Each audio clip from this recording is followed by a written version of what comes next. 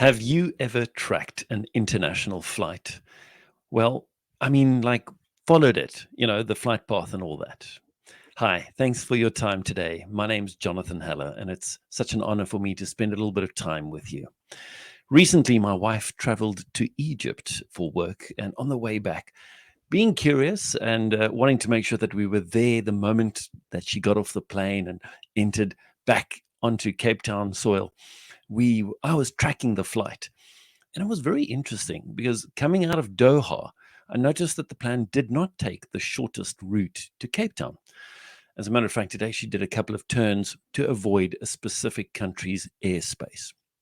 And that got me thinking about the recent ACM conference. By the way, if you were at the conference, I hope you really enjoyed it.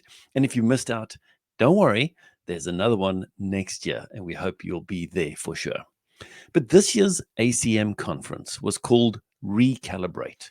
And what is that about? What is that all? I mean, we all know the word recalibrate, right? We all understand it. You've got to recalibrate the scale, or you've got to recalibrate the sights on your gun, or whatever. But when it comes to life, and especially what we do as Christian media and organizations that are fighting for the kingdom of God, I want to ask you and I want to challenge you today. When last did you spend time asking God, Lord, am I still on the right path? Is my trajectory still correct? See, here's the thing.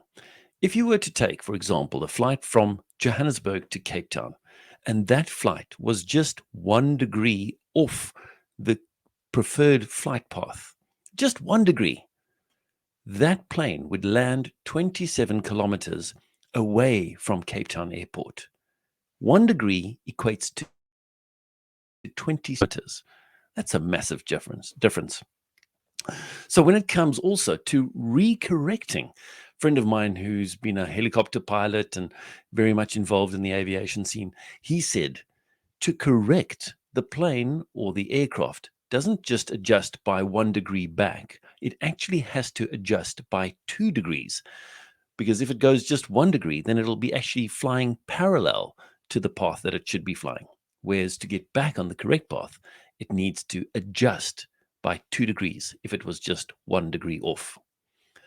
So I want to ask you to take the time and make the time to spend with your Creator.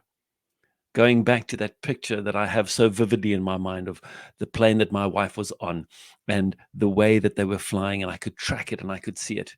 You know that God is way better than any app or any website or any human.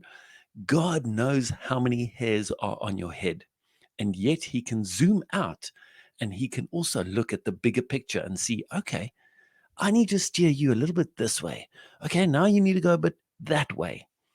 So please, today, right at the end of this video, would you take 3 or 5 minutes and just be quiet in God's presence and ask Him, Lord, show me where I maybe need to make an adjustment, or maybe I need to avoid a hurdle or a roadblock.